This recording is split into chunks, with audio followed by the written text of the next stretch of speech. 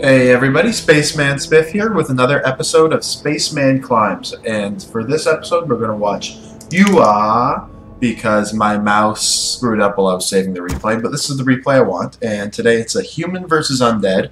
And as you saw, my opponent is Stars and Stripes, who is a very strong undead player. He's ranked top 10 in Azeroth right now. I'm not sure exactly where, but he's very high up there. Ready to work. I've played him a number of times, and I swear he has my number. He's definitely got me probably like a 4-to-1 ratio going into this game. He's probably won 4 games, I've won 1. So I come in, I'm already feeling intense. I'm against Undead as human, and as some of you might know, human is definitely my weakest race. I have the most trouble with winning games with human. So this is... Already I'm thinking, okay, I'm in a tough spot. What am I going to do against this guy? And I decided I'm going to open Paladin. Because, again, I'm not going to do anything standard. And I know Paladin is kind of in the standard meta. You know, maybe I'm misspeaking there. Paladin's not a standard meta. You do see him sometimes against Undead. But I'm not going to play him in the same way that I think he's typically played. I'm not going to go for a fast expansion and play him out and do like a Paladin harass while you move into Knight's Gyrocopters, because I think that's really the strongest thing to do as against Undead as a human player. Instead, I am opening with a Blacksmith here, a Barracks, and I'm sure I'll cancel him eventually. I'm pretty confident that I get a Paladin first this game. So I commit to an Archmage for a good half of the build, and then I'm going to cancel him and switch over to a Paladin. Which really isn't the end of the world when you're doing a rifle build, because riflemen come out late. The Paladin's not able to creep all that early. When you're doing a rifleman build, it's hard to power creep because you're so much more reliant on wood, because you need those farms and riflemen and blacksmith to build, right? So it's harder to power creep going a rifle build, and it's hard to do a whole lot as a Paladin standalone level 1, so it's not the end of the world that I canceled my Archmage. You can see now I did cancel the Archmage and have a Paladin coming out. It's not ideal, but I think, well, you know, it's forgivable. Other than that, though, I have a pretty standard base going up. I get my Arcane Tower up very quickly because this guy likes to do some Death Knight harass. He likes to get his skeletons in here, and I just want to be prepared. I finished my barracks a little bit early, but relatively the time is pretty good. Relatively speaking, I should say, the timing is pretty good. I'm going to have one rifle out by the time my hero's out. Really, I should have been starting that rifle at the time my Paladin spawned, but it's going to happen. So this is also, I should specify... Oh. I should say there's a huge soccer game today. I'm a big soccer fan, and I cheer for the Dutch because... My mom is Dutch, my dad is American, but cheering for... Really, I'm Canadian. Cheering for the Canadian team is very hard to do, so then I cheer for my lineage, of course. I cheer for the Americans on my dad's side, but even more so, I cheer for the Dutch. And they have a big World Cup qualifying game today. Sorry, I'm going off on a tangent. I should also say, I played this game live on stream, so some of you have maybe seen this game. If you guys haven't checked it out, I have been streaming. I usually stream around 10 p.m. Eastern Time. Which is on weeknights, 10 p.m. Eastern Time, I should say. My name is Spaceman Rambles on Twitch, just like it is on the channel, just like it is anywhere else. So if you want to check that out, check it out. Either way, big World Cup qualifying game today for the Dutch. They need to win today, so that's what I'll be watching after this. I'm getting this game recorded quickly, so I'll have time to watch and relax after. Anyway, I am now...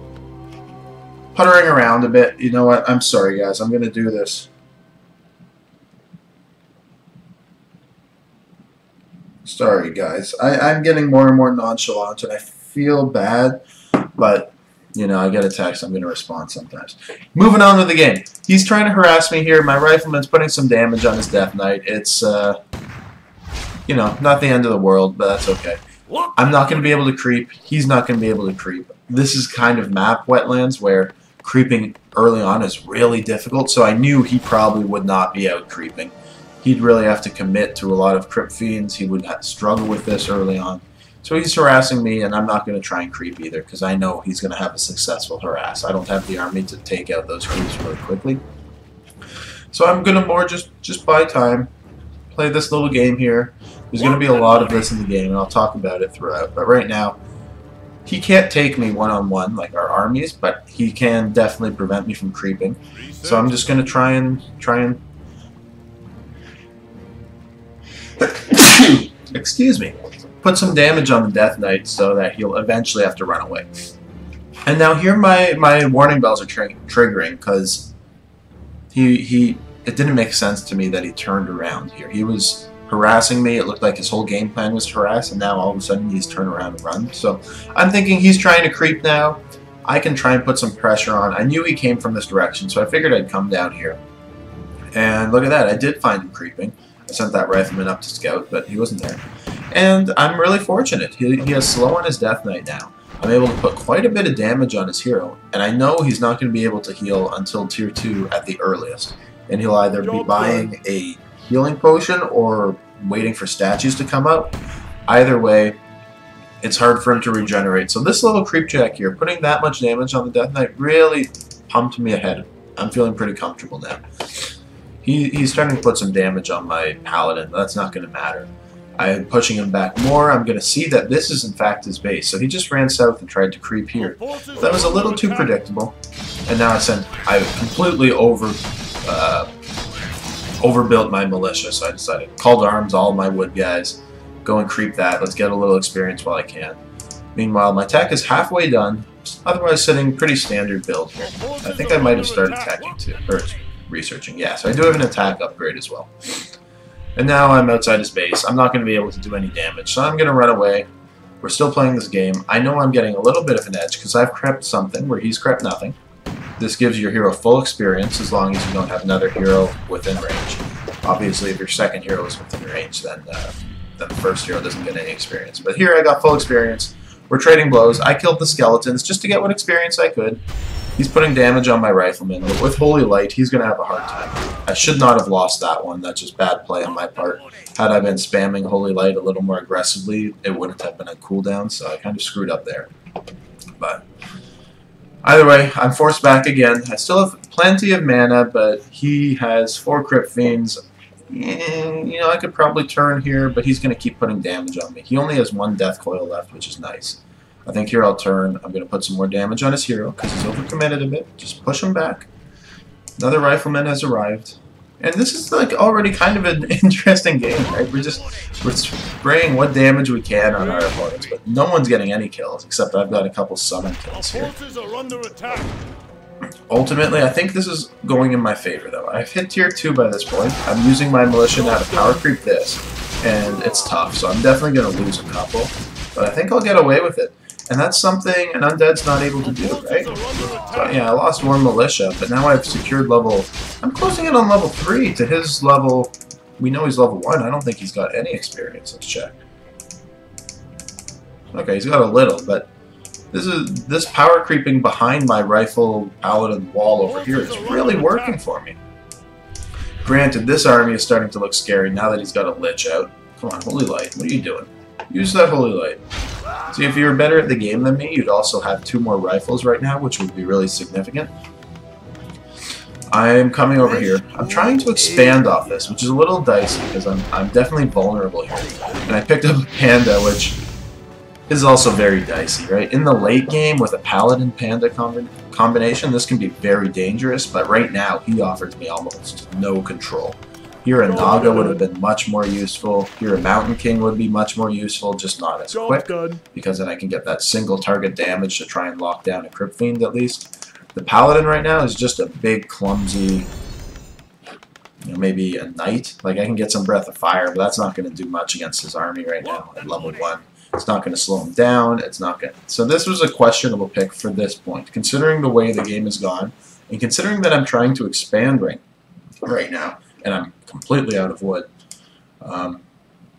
I think the Paladin was the wrong pick. I think I should have picked someone who had more presence, because again, I'm trying to engage another skirmish. I'm trying to keep him pinned. This should be the Naga. This should be Mountain King. This could be any hero that has like a one-person target. And if not that, then I could even make an argument for maybe like Firelord or something, because at least he gives me more units on the board. Or always Archmage, throw water elementals down, which at least support these things. Paladin is really weak here and he's going to make this dancing period against his army much more difficult than some of those other heroes would. But I'm still playing it. I'm still being successful in doing it. He has no idea that I prepped this, for sure. I'm going to pick up these items when I get a chance. Not great items, but the number one priority now is secure my expansion. If I can get that up, then I'm in a really good spot, because undead players, as we all know, really struggle with human towers, really struggle with Paladin, so I'm just trying to get that up so I can secure my place on the board, and then I'll be able to creep out level 3 pretty quickly. But right now, this is perfect. This is what I want to have happen. He's trying to pick off some riflemen here or there. I have lots of mana, so I'm going to be able to keep everything alive. Excuse me. And yeah, so now I saw he turned south. I could try and creep this, but I don't want to, because I don't want him scouting this. If he comes here, he'll be able to push me around completely. And I don't want that to happen, so I run straight south again. I will be able to teleport if I need to, but I'm hoping to find a creep jack. That's my thought. Come in here, he's not creeping the gold mine. Come back. Is he creeping the green? No. Is he creeping up here? I should check the item shop first, but he's not there. He's come back. I saw an Orb of Corruption, and now it's like, oh my god, I've got to get out of here right now. That army with the Orb of Corruption on the Lich is too much for me. I definitely can't handle it. I'm definitely going to lose this rifleman now. Oh, maybe not. Holy Light dissuades him. He could have nuked that. Oh, he doesn't have the mana for Frost Node yet. But he's still chasing me. He still has no idea this is up. And now my towers are going up. My base is running. My main is very vulnerable, but it's not easy for him to get to. I don't have a lot of wood income, and there's no option for a shredder. I'm literally still just building riflemen, but I've got a solid expansion started. I'm now almost level 3 on the Paladin, and I'm feeling pretty comfortable. I don't want to cross over 50 food yet. I should kill off one of these peasants somewhere. No, well, I think I was so hard-pressed for wood that I figured I'll break up, keep right away, and just keep pumping. Like, I'm only getting rifles from one barracks anyway. Gold's not my problem. My problem is definitely wood. So I guess I figured I'm not going to pool as much right now. I'm just going to try and pump out as many peasants to try and improve this wood situation. Meanwhile, I'm coming out here, tanking damage with my panda, so that my Paladin can heal it as soon as I get level 3, and that's what's going to happen here. And now, successfully crept this out. I'm sure I'll buy Boots of Speed and a Staff of Teleportation and an Invulnerability Potion. So you can see I'm gearing up for some annoying Paladin play. But I feel like you need really level 4, probably level 5 to get some good harassment in. You need that level 2 Divine Shield. Level 1 just doesn't last long enough. I feel like you won't deal enough damage in your harass to justify having your Paladin so far away for so long. There I Holy Lighted an Acolyte so you wouldn't be able to run in and see as much as you wanted. Building an Arcane Vault over here. Building a couple little towers here just in case he does a run by, but really a good thing about Wetlands is if you can secure this, it's really hard for your opponent to run by and get to your main, right? He's going to have to deal with a lot of damage. Now I'm coming here, I'm going to creep up this level 6, get level 2 on my Paladin. These are really safe spots right now. Along the same vein of getting to my main, for him to cross through here and creepjack me there, or to try and creepjack me here, is really tough. So these are kind of creep camps that I've guaranteed myself by expanding here. And really, that means they're creep camps I don't really have to prioritize like I have. But you can tell I'm kind of scared. I'm playing a scared game, and that's why I wasn't out here, because I was afraid of this army. And then as soon as I run into it, I'm going to lose my rifleman right away. I see he's got the Dark Ranger, and silences a hard counter to the Paladin, of course. This also indicates that he's probably crept this red camp, so I'm thinking, okay, he's got that side of the map now. I'm going to run south. He doesn't want to try and break my base yet. My base is pretty tough, despite no armor upgrades on buildings yet. Almost there. Getting 2 Arcane Sanctums, and I'm going to try and go south and at least beat him to the other red camp, because that's really important, right? These items are so strong. And look at that. He's here to meet me. He is on top of it. He's going to get another early. Yeah, gets a rifleman kill, because my Paladin is silenced. And he's going straight for the other red camp. Again, I know I can't fight him. I'm in a really rough spot. I think maybe this expansion, like, it's great that it's up now, but look at how many resources I had to put into it. And I still have this tiny army, so that's That was a big extension, using all my militia to creep this and expand. I've put myself behind and given him a lot of map control by doing that. Also, I've given him map control by going Paladin, Panda, Rifle, but let's not talk about that. Over here, so now I've decided I am going for a mass armor strategy and a mass healing strategy. So I'm researching priest improvements, and I'm going to be just building as many priests as possible eventually. I'm also getting a second barracks. So I come here, I catch an expansion attempt. This is nice. It tells me he's trying to expand. It tells me he has not expanded down here yet. So I'm ahead in the resource count. I'm really confident right now of that. I'm going to try and grab what creeps I can. So I think I'll come up creep here. Yeah. Yeah, because he was racing for the reds. That's where he's going now. He's racing here. So he left this one. I'll be able to creep this. I'll probably be able to creep this. So he got the better item, but I'm sure I'll end up with more experience total between these three camps. I think that's more experience than this one, right? I think. Even though he did get the gold mine. Either way, these are just thoughts, right? Creeping out here, I should probably buy another invulnerability potion just to start stocking up on them, but that's okay. I've now situated myself. I'm closing in on 80 of 80 food. I've allowed myself enough food limit to get there for farms. Priests are on the way. I don't want to rally them across the map, so I'm keeping stuff in my base for now. Getting the first armor upgrade on riflemen, and you're going to see immediately I'll get the second armor upgrade, and then immediately the third. And I'm going to try and beat this guy using just riflemen and priests with this hero combo. This is what this game is going to devolve into, which is exciting, right? It's kind of interesting. I don't think it's normal. I know there are some professional players out there who do something like this, where they go Paladin first with riflemen, and they make it look really easy and effective, and I find that really hard. The Paladin is one of the most difficult heroes in the game to make work early,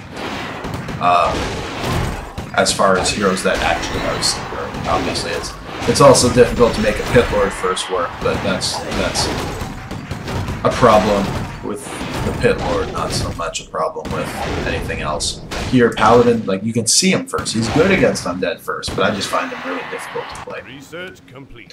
So I've now got long rifles, finally. I would have had it a long time ago, but again, I've been really strapped for wood.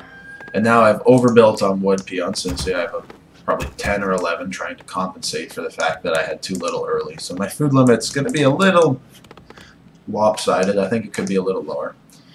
But I'm at 80 of 80 food now. I'm regrouping here, and I'm sending my Paladin in to scout and do some harassment, maybe kill some acolytes.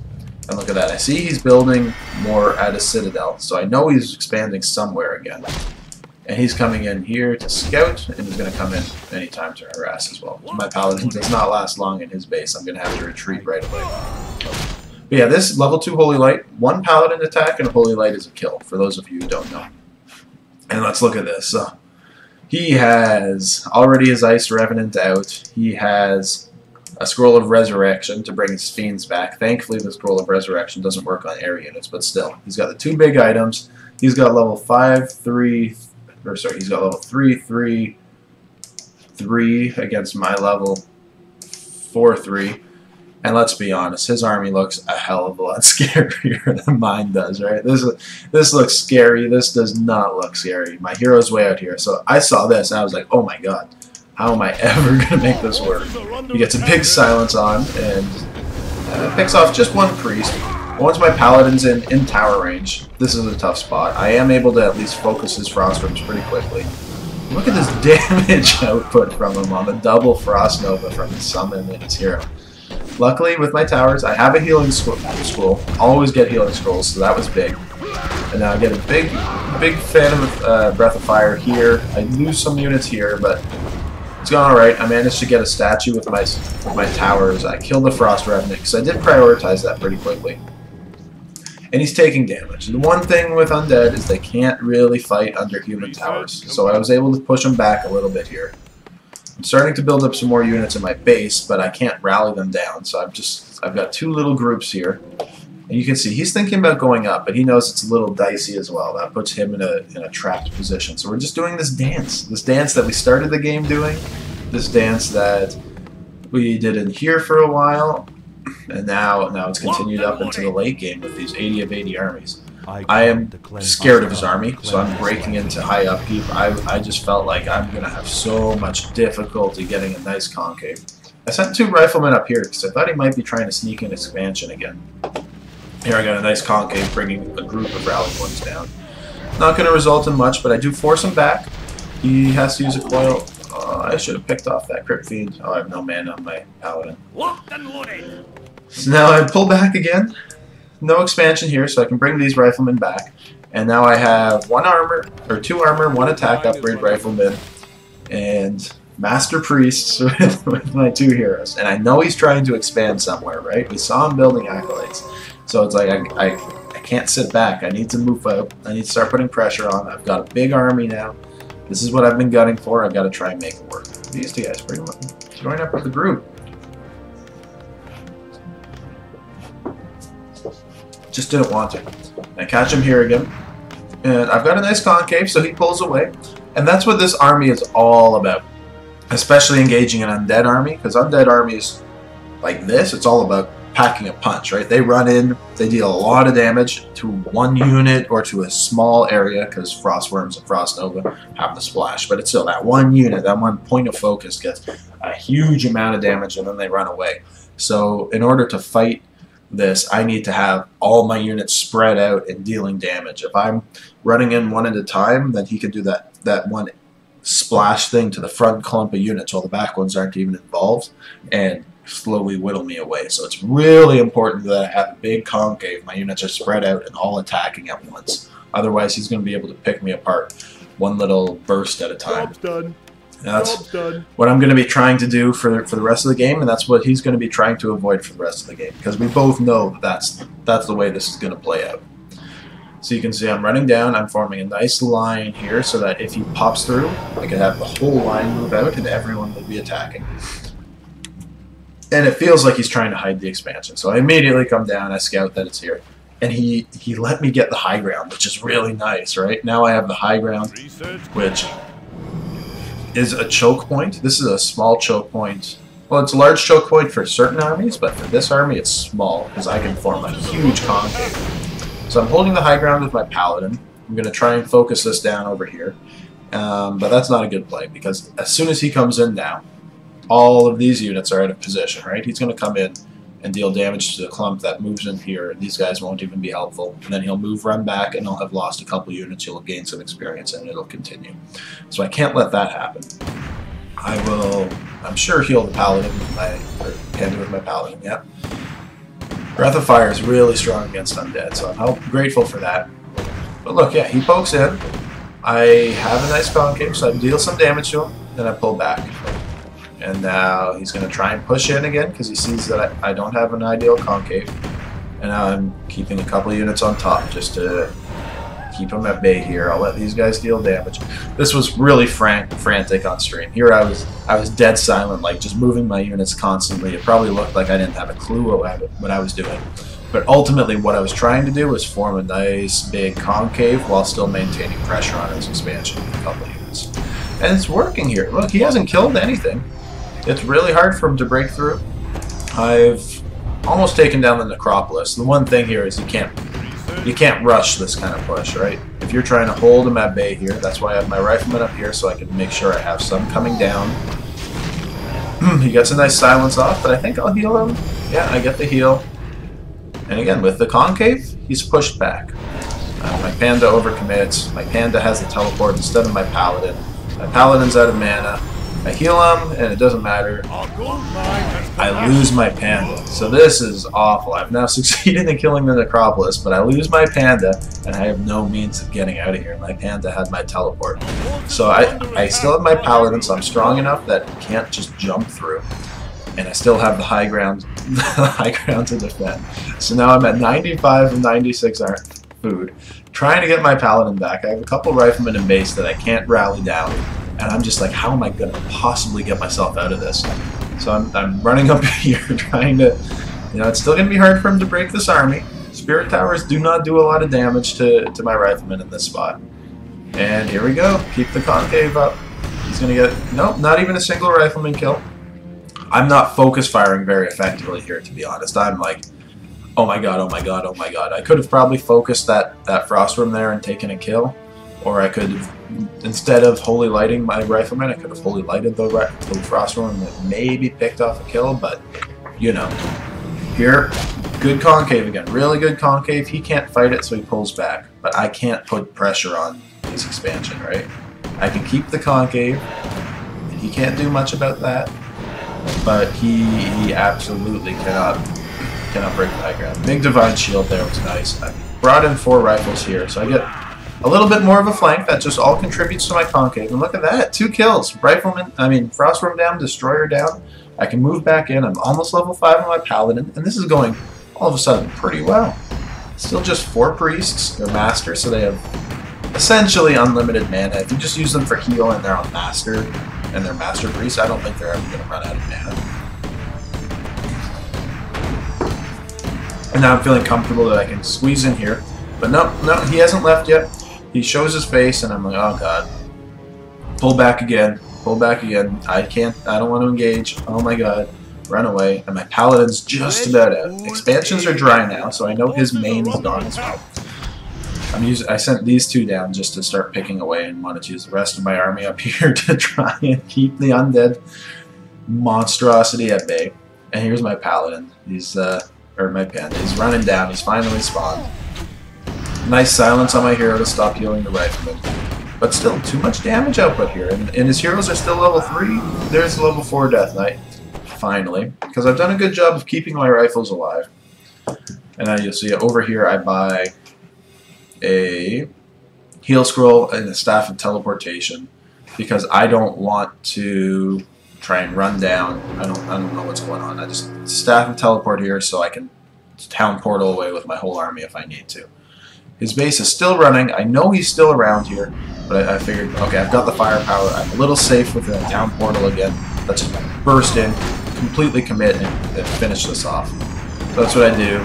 I get the last of the acolytes. I'm going to kill this spirit tower, and I'm going to prioritize the gold mine for sure. And then I'm going to get out of there. I don't know where he is. I'm going to start expanding up here because I've got the time and space right now. I've got the wood because I completely overcommitted on wood, guys. My army could be significantly bigger if I didn't have, 5,000 peasants on wood. But, that's the flow of the game. I had to overcompensate at one point. I see that he's still here now. He's introduced an abomination, which I think is a mistake. That's not going to help him, really. Well, I guess it is, because he doesn't have any upgrades on his creatures either, so... it's a choice. It adds some meat to his army, but I don't think it'll help him a lot. But here, look at this. I think I must have turned heal autocast off on my priest, because no one's healing my paladin. I'm feeling really comfortable now. I took out an expansion. I felt like I did a good job of it. I'm freeing up some supply now so I can go into just low upkeep instead of high upkeep. But this is an army now. I'm feeling like, you know what, I'm in an alright spot. My expansion's going to be secured here. I can keep him at bay and take this one. And that means this expansion will also be free for me. And things are starting to come together, but my paladin is still not healed. Why are these priests not healing my paladin? Right? I must have turned it off autocast, because these guys should be working on it right now. He comes in the south door. He's got Frost Breath, so my towers are no longer all that effective. But I've got a good army, a great army at dealing with this air. And I know that if I can keep my concaves up, he's not going to be able to push through. So now the play is to try and defend here and make use of my level 5 paladin, who's still not getting healed for some reason, to harass the expansion, which I'm sure is here. Maybe he's trying to go down here as well. Puts a bit of a nuke on my panda, but that's not enough to do much. Big silence on both my heroes there, though. And he comes in and nukes my paladin, and my paladin dies. And all of a sudden, my entire army is useless. All the credibility I've just spoken up is gone because I lost my paladin. Because I didn't use Divine Shield, I didn't hand this off to my paladin, who's the hero that matters, and because my priests weren't healing. That was so catastrophic there. And now he's able to run in a bit. I can no longer stop this, right? Now he has to pull back, but in the previous fights, that rifleman didn't die because he pulls back and I Holy Light. And then my panda should survive, but I didn't use my invulnerability potion again.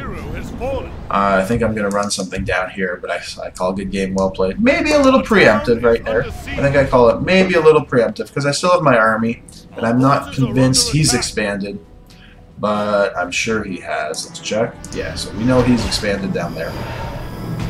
Gets another pick on a rifleman. As soon as I lost my Paladin, just everything fell apart. So you can see I'm going to come down and fast resurrect as soon as I have the resources. But again, a Paladin without mana at half health is not anything, right? You need that mana, you need that full health, and you need those invulnerability potions so that you can use Divine Shield invulnerability potion, and you're just like this annoying thing that never stops, that the undead can't do anything about.